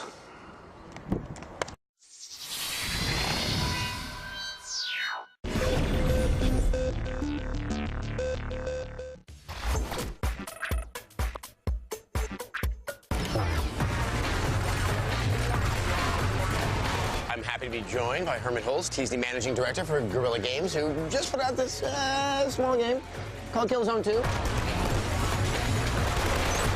After all the attention that this game has had, what did it feel like to finally push it out the door and let people play it? Probably the best way to describe that is, you know, have you ever given birth? So after No, I 4 years, it kind of feels like that. No, it's been kind of an ecstatic period for the studio. It's been 4 years plus that we've been working on this, and it's been so well received. Here they come! What is happening with the AI in the game that really seemed to be quite responsive every time I sort of had the edge on them? So the AI is definitely an area that's like a major lesson learned from Killzone 1. AI is an area of focus for the team. It has been for a while. It's very unscripted. The guys can reason depending on the world being dynamic. Whether you get flanked, it's just extremely realistic the way it behaves. Now impress me some more and take point on the convoy. What has been your reaction to how multiplayer has worked out for Killzone fans? Probably the single most important thing is there's something for everybody. We've had over 750,000 of unique folks that have played the game online already. There's guys that have averaged more than 10 hours a day since we launched the game. And there's, you know, so many clans and there's so much functionality in there, and people seem to really appreciate that. We're very keen on keeping it alive going forward. Mission accomplished! There's some stuff that's been relayed to me by some of our viewers that they've had some trouble with the matchmaking, trying to keep their group together and get into matches. Have you been aware of that? Is that something you guys plan on responding to? Yeah, we've been in the forums all the time, and it's something that people asked us to do. So the guys back at the office are currently looking into that. I'm sending everyone to help you track down the source. All right, well, I gotta say, I cannot wait to see what you guys do next. I have a feeling something next will probably be coming somewhere down the line. Congratulations.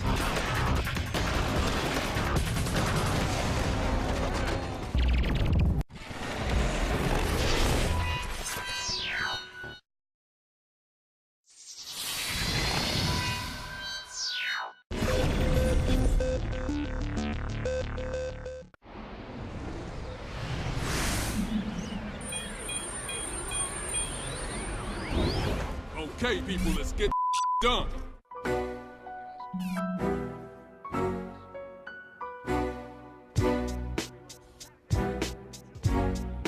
Good news, PlayStation 3 owners. You finally have something to spend your money on besides Heavenly Sword action figures and antidepressants.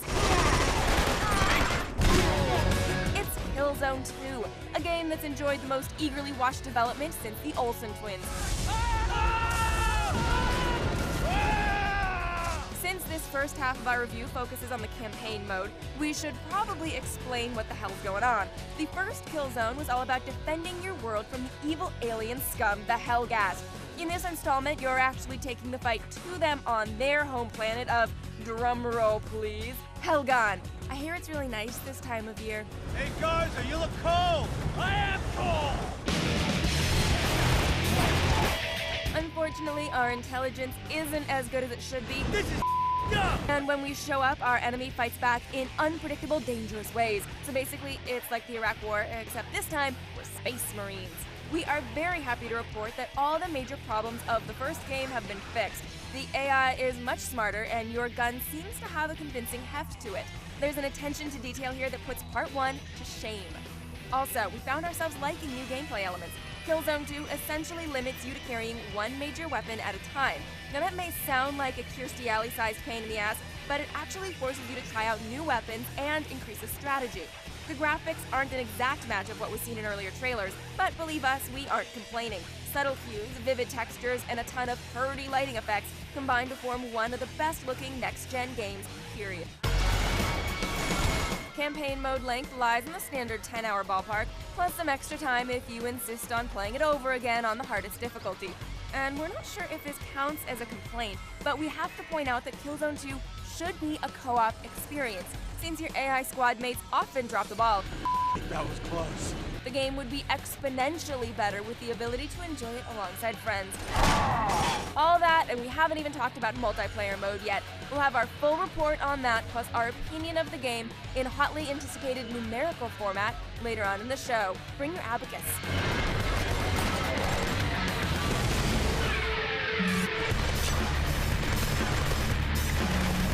There's no question that Killzone 2 is a solid campaign mode. What of the multiplayer, you ask? Can it possibly live up to the hype? Well, good news, Sony fanboys. The online component of Killzone 2 is actually better than the single-player adventure. Guerilla Games stripped away the ability to grab cover, which forces you to get creative. Instead of flat environments, the maps manage to integrate plenty of vertical elements. They feature so many catwalks, ramps, and banisters, they'd make the art director of Space Mutiny jealous. The main mode in multiplayer is called Warzone, and it's essentially a fast-paced collection of different game types. Perfect for the jaded FPS gamer in all of us, this system keeps things moving and ensures that you won't get bored. You can also accumulate experience points, which is perfect for activating that desperate trigger inside yourself that wrong-headedly correlates repetitive hand motion with a sense of accomplishment. Oh, and also, you can use them to unlock character classes, which is rad. We like the ability to form a 4-person squad within your team, so you can voice chat with your closest pals and spawn at the location of your squad leader. It's nice touches like that that set this apart from other multiplayer experiences on the market. However, we did find that the control wasn't quite as tight as we hoped for. Compared to similar FPSs, the reaction time in Killzone 2 is very slightly slower. We gladly trade some of the flashy graphics for quicker controls. But we're willing to forgive it since the multiplayer and single-player modes combine like Voltron to create an incredible experience. Killzone 2 is a 5 out of 5.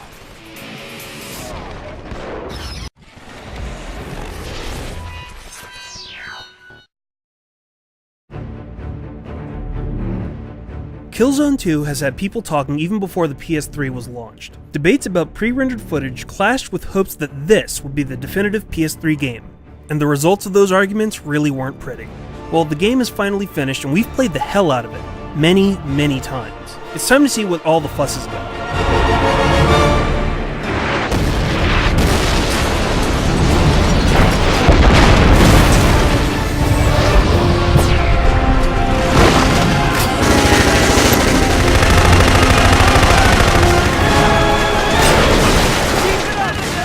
Killzone 2 continues the story from the first game and, more notably, Killzone Liberation. Now, you don't really have to have played those games to realize what's going on, but series fans will definitely see the connections.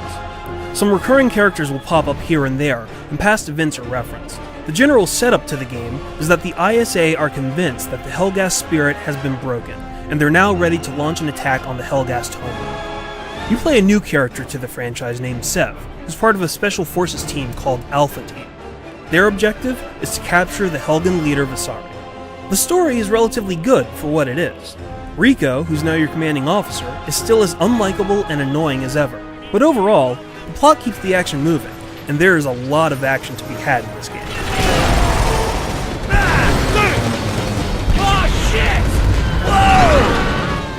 The first thing you'll notice when you load up the game is that the graphics are incredible. Lighting, animation, and character models are all top-notch. It generally runs smoothly, but there are some hitches here and there when it's loading a new level or autosaving, or even getting to a new checkpoint, but it's really not too bad. There are also some annoying low-res shadows and textures, and some weak effects. Close your eyes when you see the fugly resuscitation beam or the flamethrower in effect. But overall, you'll really be happy. We all knew that it would look good, but the best thing is how the graphics add to the atmosphere. There's a real sense that this is a large-scale conflict. Grenades are going off everywhere, hundreds of bullets are flying around, guys are catching on fire or blowing up. If war is chaos, this certainly is war, and you're gonna feel like you're right in the thick of things. The campaign is single player only, but it does have this interesting co-op vibe to it. You'll always be fighting with a squad mate or a group of other guys. Luckily, the AI is intelligent enough. They'll cover you and they'll go after enemies that you probably haven't seen. Other times, they'll get in your way and you'll have to elbow them in the head to move on. The gameplay is solid. There's a cover system that's relatively intelligent. You stick to objects and you can line up shots or cook grenades from safety. There's also much variety through the whole campaign mode. You'll be going from giant battles, to ambushes, to choke points, to more vehicle-based levels. Now, I actually wish that some of the vehicle and turret levels were longer, because they're great moments where you really feel like you affect the flow of the entire battle.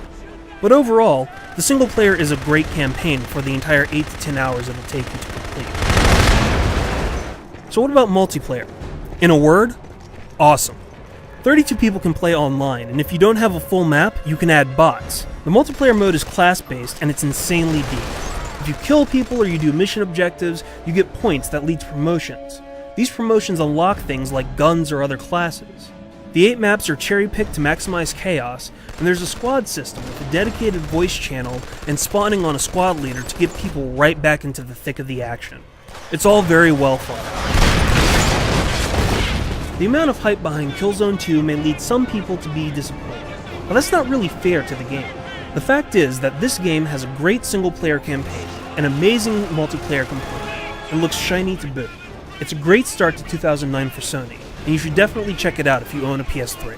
For the full written review, head over to IGN.com.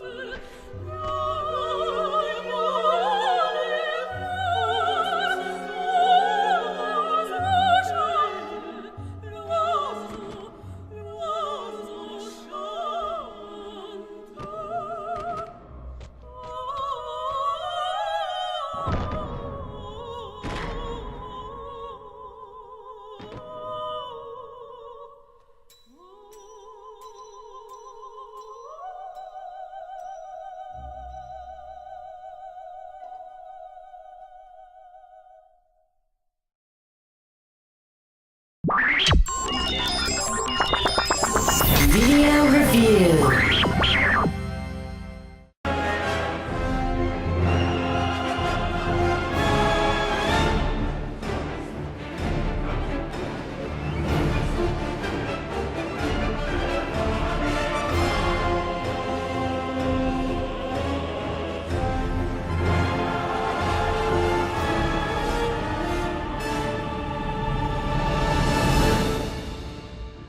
It's beautiful to look at, it's fun to play, and it features exciting and robust online play.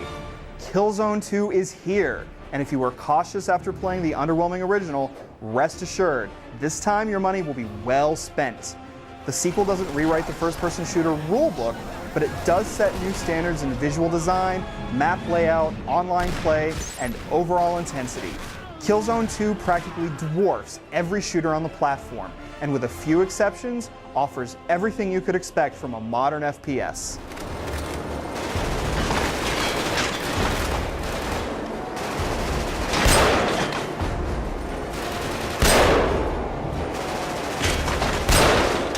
So, what makes it so extraordinary? It's hard not to start with Killzone 2's gorgeous visuals. It looks absolutely outstanding, and it's a case where technological prowess and meticulous art design merge to create a moody and believable world. Environments are jam-packed with carefully textured details, but the game's graphical wonders go far beyond the number of polygons it packs onto the screen. Off-kilter architecture, sumptuous lighting, and all sorts of small ambient touches make Killzone 2 one of the most atmospheric shooters in recent memory.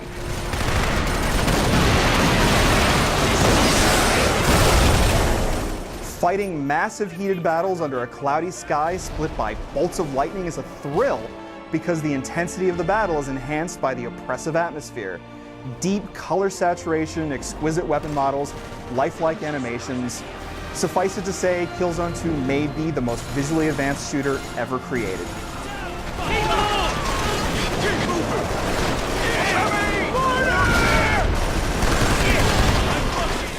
But it's more than just a pretty face.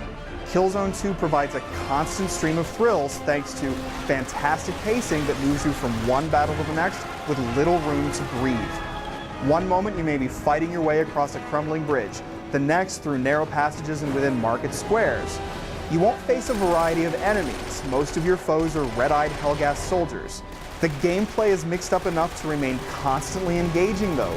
You'll jump in a mech suit and mow through an entire base and man a powerful anti-aircraft gun, and both sequences are fun and memorable.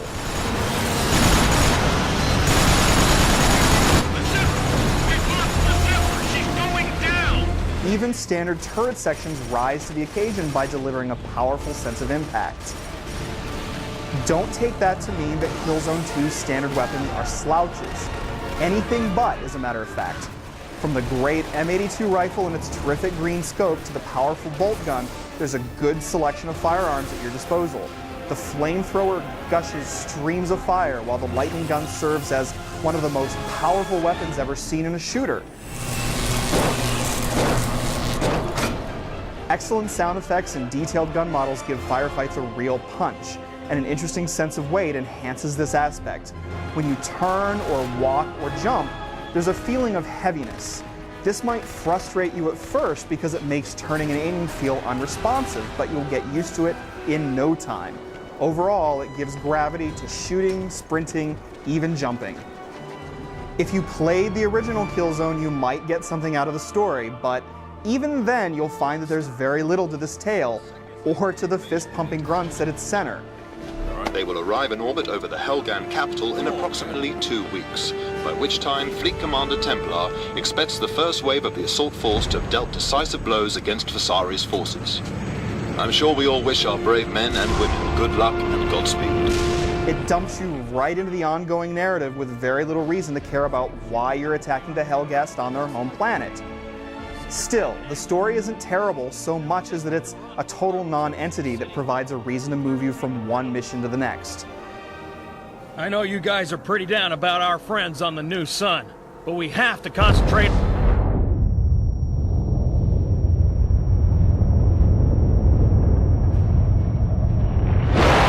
The pace of the action is fantastic, so you're constantly on the move, and firefights last long enough to feel epic, but never so long that they get tedious.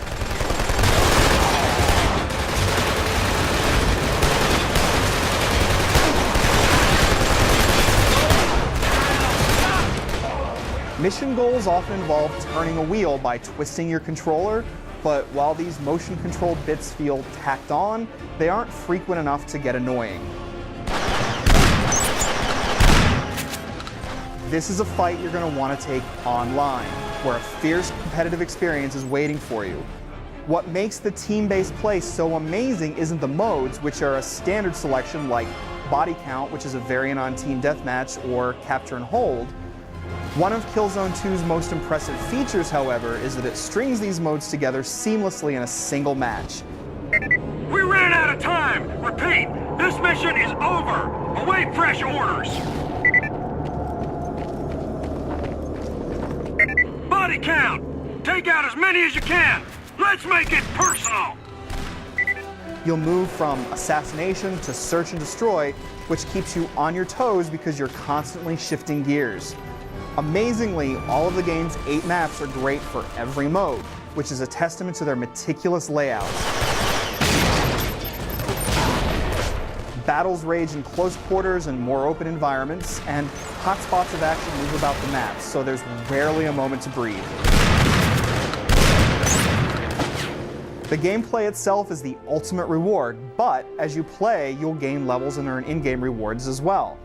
Actually, you have 2 reward systems happening simultaneously. First off, you'll earn weapons and unlock cool new classes and abilities as you gain levels.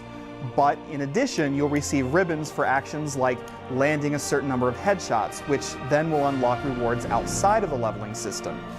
It's a constant stream of goodies, but because you can play every mode and on every map from the beginning, you'll never feel as if important mechanics are being withheld from you. And what with squad options and full clan support, competitive teams will find a natural home in Killzone 2. Killzone 2 is an amazing technical achievement, but to look at it this way undermines how good the underlying game is. Here's a first-person shooter that offers so much excitement, so much literal bang for your buck, that there's no reason FPS lovers shouldn't pick up a copy the minute it lands on local shelves. Buy this game. Look out! Come on!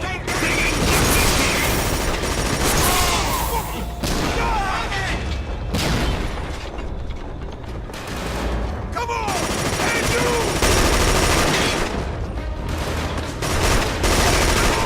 Come on!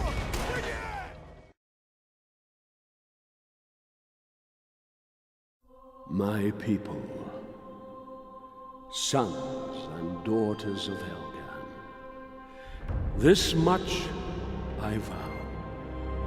The history of these days will be written in blood. By crushing the armies of our enemy, by seizing the weapons they thought to turn against us, we were fighting for our very existence. But if there are those who would deny us peace, refuse us our rightful place in the universe, then we will unleash such terrible vengeance that generations yet unborn will cry out in anguish. A spokesman for ISA High Command had this to say on Visari's latest outburst. The dictator Visari plays a martyr while threatening the peace of the universe. Listening to this shit makes me want to break something. Ever the diplomat, Rico. Yeah. Colonel Templar.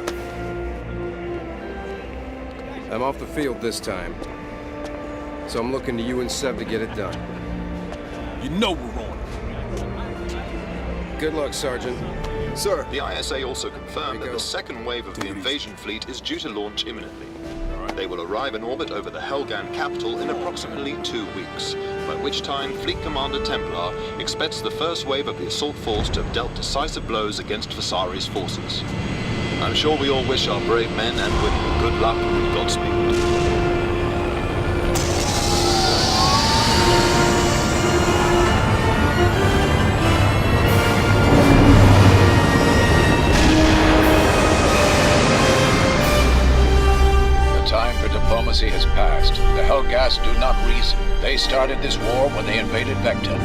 up to us to conclude it.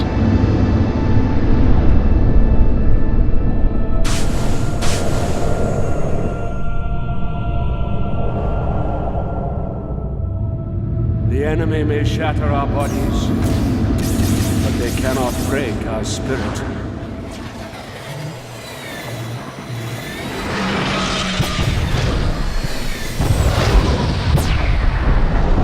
Even now, they advance on our homeworld to seize by force what they cannot claim by right. They cannot imagine what awaits them. We will smite the invaders from our skies!